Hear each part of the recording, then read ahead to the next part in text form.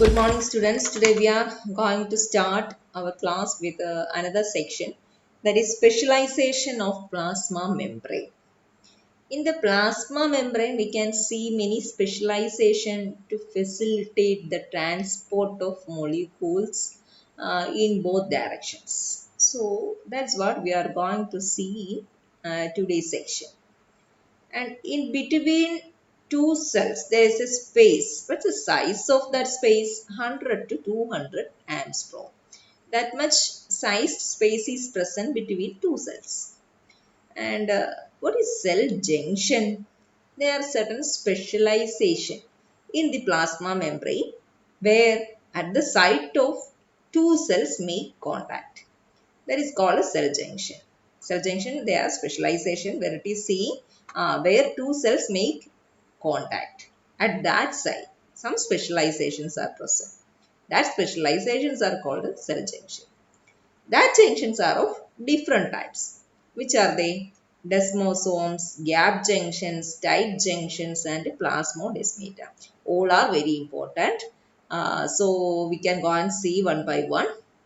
And each of them can be asked as separate question for your university examinations.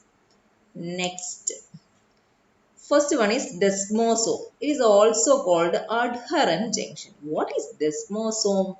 First, I will show you a picture. This is a cell's internal structure, and internal structure is not showing almost all structure. It is giving stress to all cell junctions only.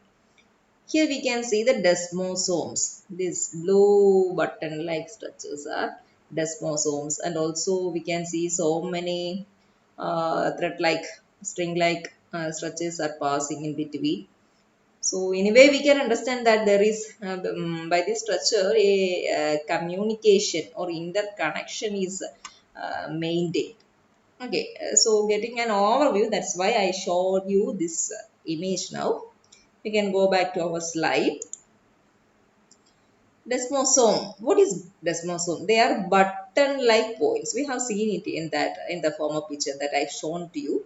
They are button-like points. Points at where? At the region of intercellular contact. Inter means between two cells. Uh, that that button-like points enable adjacent cells. Adjacent cells means especially epithelial cells for one to adhere firmly with each other. That is its purpose. It uh, firmly adhere to different cells with each other. And these desmosomes are common in which all places? Tissue subjecting to mechanical stress. So wherever mechanical stress is there, that all places there should be a very strong adherence should be there to avoid tearing off. So in those all places, desmosomes are more. Which are those tissues? Especially our skin, uterine, cervix, all these places, these desmosomes are more.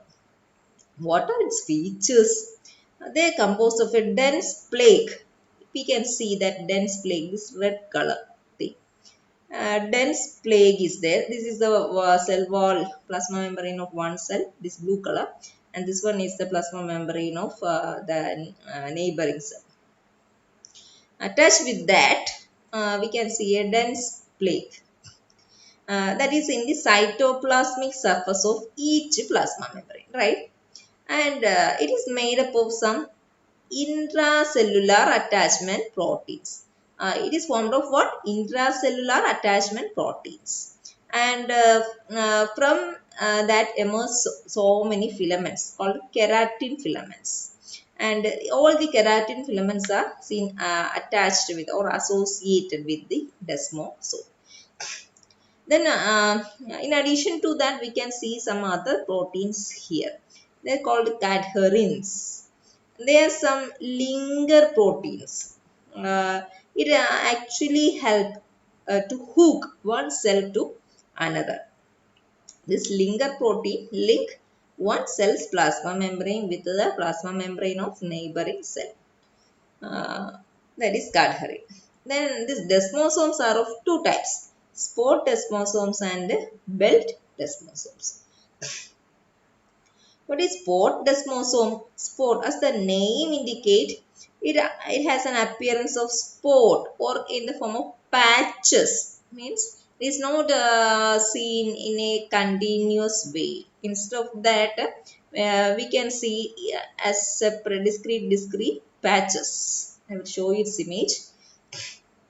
They are seen as circular or spot-like rivet. Rivet means it's a connection or a linking thing, and that is rivet between neighboring cells. And in this spot desmosome, which filaments that make the contact between the neighboring cells? That filaments are called tonofilaments. Okay, then we can go and see the image of the spot desmosome.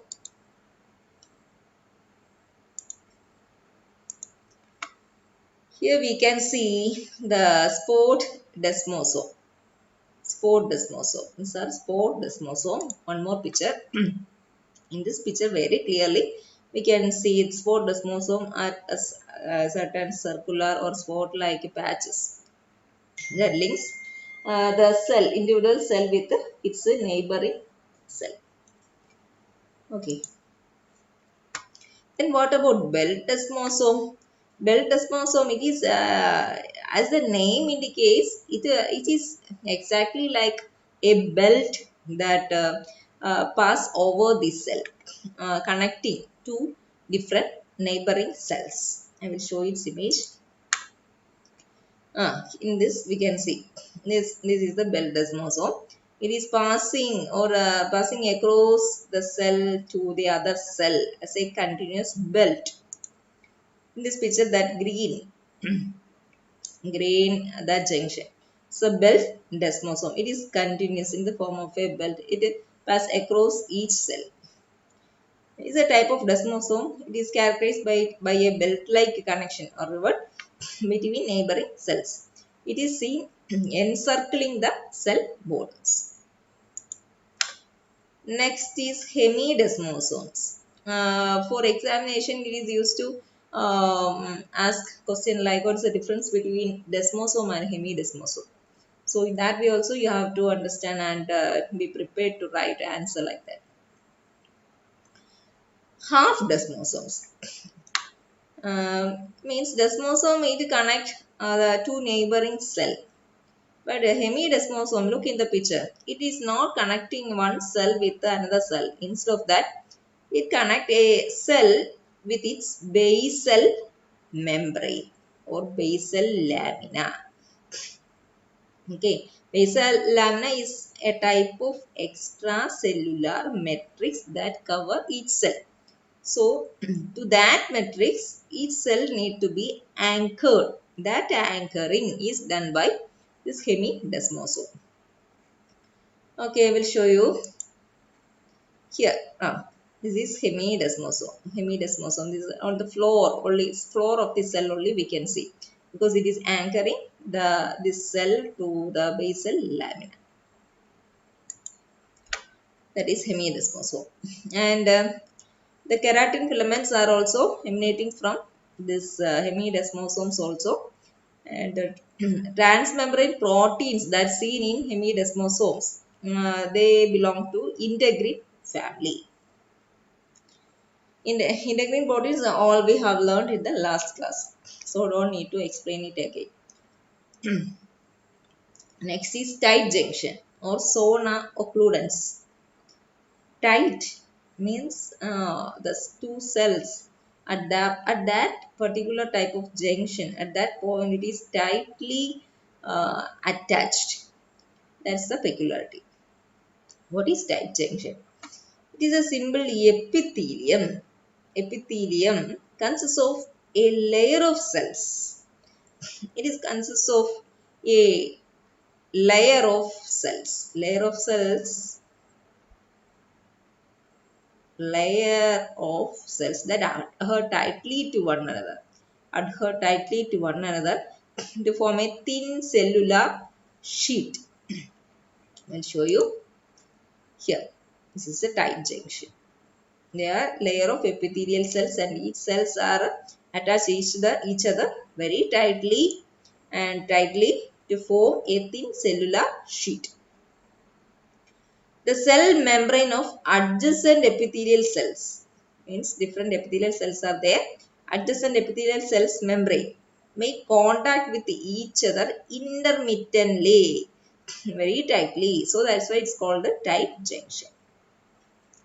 And the point where the one epithelial cell of one cell, I'll show you, this is one cell, and the margin where that epithelial cell of one cell and another cell also have such layer of epithelial cells, and the point where these two cells meet, in this point there present some integral proteins to make the contact more tight. The proteins are occludins and claudins. I'll show you that. The point where these epithelial cells meets with the epithelial cell layer of the adjacent cell. In that place some integral proteins are present. They are called occludin and claudin. What is this feature? Since at this point cells are in close contact, it restricts the diffusion of all solutes larger than 1.8 nanometer in diameter. Okay. Next, gap junction. Gap, as the name implies, at the point where gap junction present, there is a gap exists. That means it permit the movement of some at least a certain size of particles can move through it. What are its features? Its size is about 2 to 4 nanometer and its permeability is affected by calcium ions. How calcium affects? In the presence of calcium, uh, it inhibits the coupling of adjacent cells. What is coupling of adjacent cells? Means this cell membrane is this one. Clear? I will draw this cell. This is a one cell and this is another cell. This is another cell. And this cell's plasma membrane is this one, and this cell's plasma membrane is this one. And this plasma membrane contain this connexin, and this cell's plasma membrane contain connexin. Okay, as these connexons come and align properly, then only a continuous channel can be created, and in that way can facilitate the movement of particles across the two cells. So, in the presence of calcium, it inhibits the coupling of this, that joining of this cell with another cell. It prevents calcium. Then we are going to understand more about connexon. What are connexons? Connexons are the specialized structures. It is formed by certain transmembrane protein, and by the aggregation of such transmembrane protein, a gap junction is forming with a channel in its central part, and that channel, its size is 2 nanometer diameter, and by aligning the two the connexins of two adjacent cells, a continuous channel can be formed. And then what is connexins? Connexin means a single protein subunit of that connexon. Usually 6 connexins together form one connexon. Then what about its permeability? It permits substances having molecular weight up to 1000 daltons. Which type of molecules include in that category? They include sugars, amino acids, nucleotides, vitamins, steroid hormones, CAMP, etc. Then what is the significance of this gap junction? It is important in embryonic cells because in the embryonic cells before the establishment of circulatory system, it is very necessary to facilitate the exchange of nutrients and so many other things between the cells. In that situation, gap junction is very important and should be there. And also it is important in all electrically excitable cells to permit the movement of ions in order to elicit action potentials. Then why it is called gap junction? Because of the presence of this type of junction, there exists a gap between adjacent cells. That is why it is called a gap junction. Okay, next slide. Plasmodesmata. What is plasmodesmata? Here we can see that it's a specialized structure. It is developed between the cell wall of adjacent cells. What is the purpose? Intercellular communications. And this plasmodesmata is present in plants. And this is the only cellular junction present in plants. And another structure also we need to understand associate with this plasmodesmata, that is desmotubule. Uh, Along that channel, we can see a tube-like structure, a narrow cylindrical structure that is passing through the channel that communicating to neighbor cells. And this desmotubule, it is continuous with the smooth endoplasmic reticulum of the two adjacent cells. What about the permeability? It let molecules having molecular weight less than 800 daltons. Next is about microvilli. What is microvilli? I think most of the students is familiar about this term because as part of the digestive system, we have learned in so many places that microvilli are present in the intestine. They are finger-like structures. The same thing. They are slender finger-like projections of the plasma membrane, and it is prominent, more abundant in intestinal epithelium. What is the size? 0.5 to 10 micrometer in diameter. What about its structure? Its plasma membrane. It has a specialty. It bear a thick extracellular coat. Cellular coat of what? Glycoproteins. Glycoproteins means what? Protein plus carbohydrate. That is glycoproteins. So it bears a thick extracellular coat of glycoproteins. That is one specialty. And in its core, means in its middle portion, there is a rigid bundle of 20 to 30 parallel actin filaments. Because of its contraction, the villi move.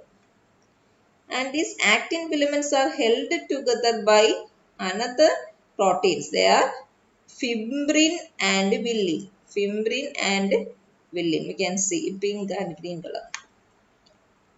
And another term also there, terminal web. Terminal web we can see here in the base of the villi.